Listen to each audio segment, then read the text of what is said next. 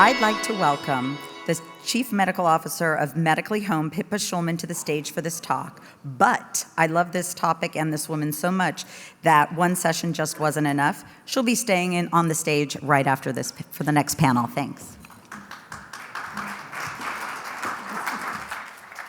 Thank you.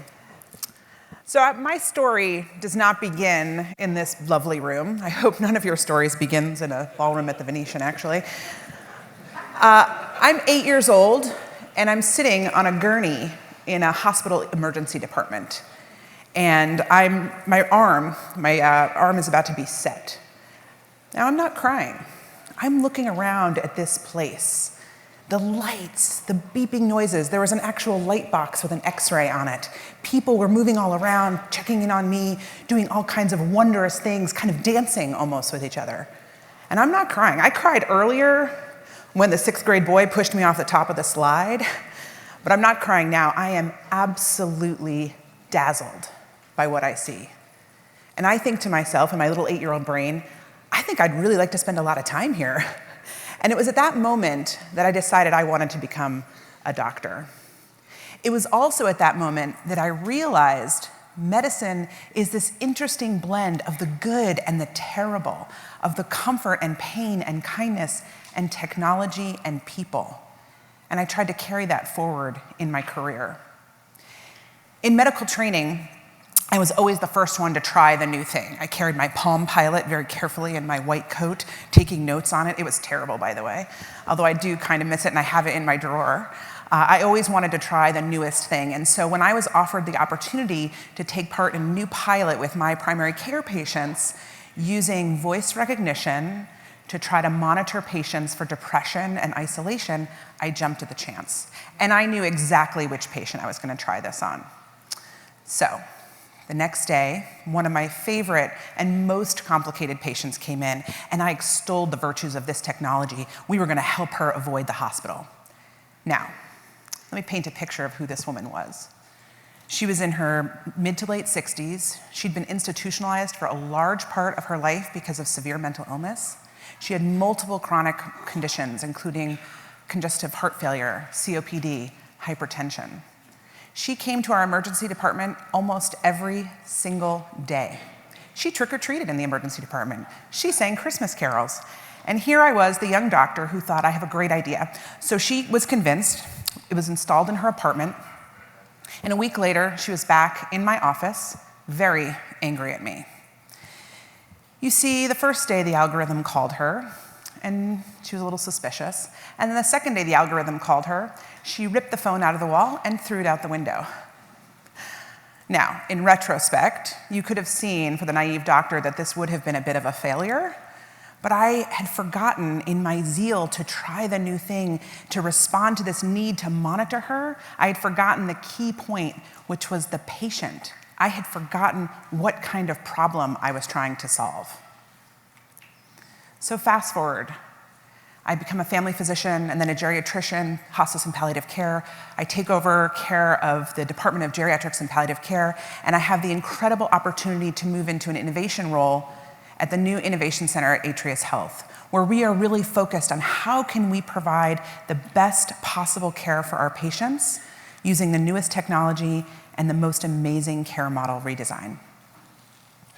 We believe in human-centered design, so we brought patients in and had them participate in our work at every step of the process and really talk to them and listen to them and heard what they had to say.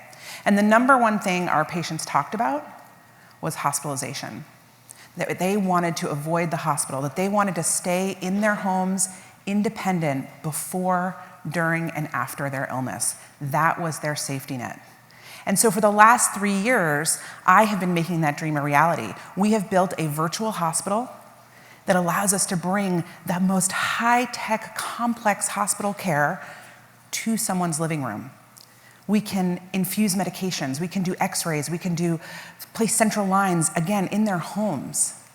And it's incredible, but the magic is in the compassion and the care and the trust that's enabled by how we designed this system. The magic is that as a physician, I am looking into their space and I'm seeing their clutter and I'm seeing how they walk and I'm seeing the foods they don't want me to see them eat. And I'm seeing the reaction on their face when we talk about hard things. I'm hearing the anxiety in a daughter's voice and responding with my voice and my body language. Our first patient was a gentleman by the name of Chuck. I'm allowed to say his name.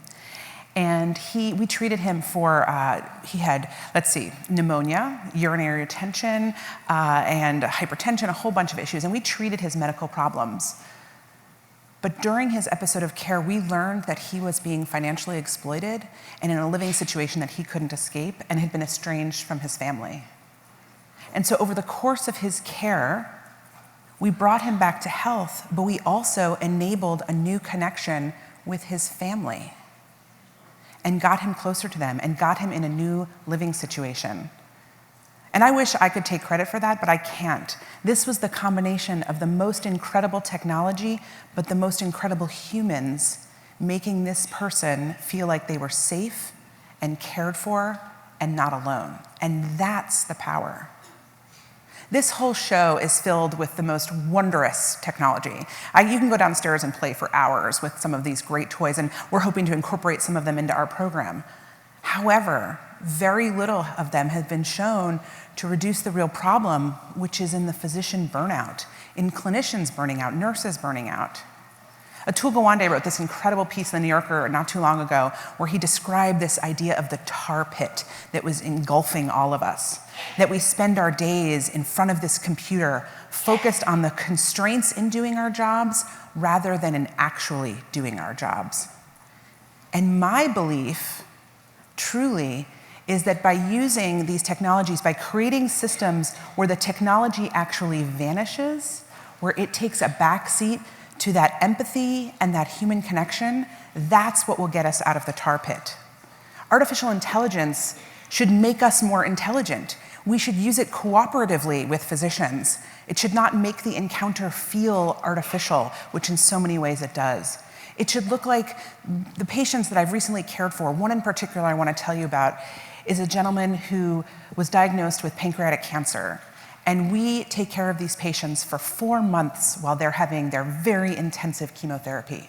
We install a virtual hospital in their living rooms, but more than that, we listen to them about their symptoms. We proactively respond to their symptoms. We prevent dehydration, monitor vital signs. This patient, for the entire time he was with us, was able to go to his cabin up in New Hampshire every single weekend. He would bring the monitoring equipment with him, and he'd report his vital signs in. And then when I would do my video visit with him on Monday, he would remind me, Dr. Schulman, my blood pressure is much lower by the lake. And he was right, everyone's blood pressure is much lower by the lake. And that's the opportunity here. That's the power of all the new generation of technology. Some people come to healthcare from technology and some to technology from healthcare, but what we have to remember is that it's about the human being, about making that technology vanish and disappear. Because we went into medicine, and I heard someone say this from the stage just a few minutes ago, because of that intense caring and empathy and the desire for that human connection. And so how do our magical innovations here help us strengthen that, help us provide the safety and the necessary care that we have? That's the way I see out of the tar pit. It's allowing people to return to their lives. It's allowing my 41-year-old type 1 diabetic with a complicated skin infection to stay home with his family when he needed hospitalization, to be with his kids, to return to work quickly, and to not feel like he was defined by his illness. I am so excited about the opportunity for us to transform care in this way, but not just because it's the shiny and new, but because we're actually putting people at the center of what we do, that is the problem that we are solving, and that we are bringing the most authentic care, the most authentic innovation to provide the most authentic advances in healthcare today. Thank you.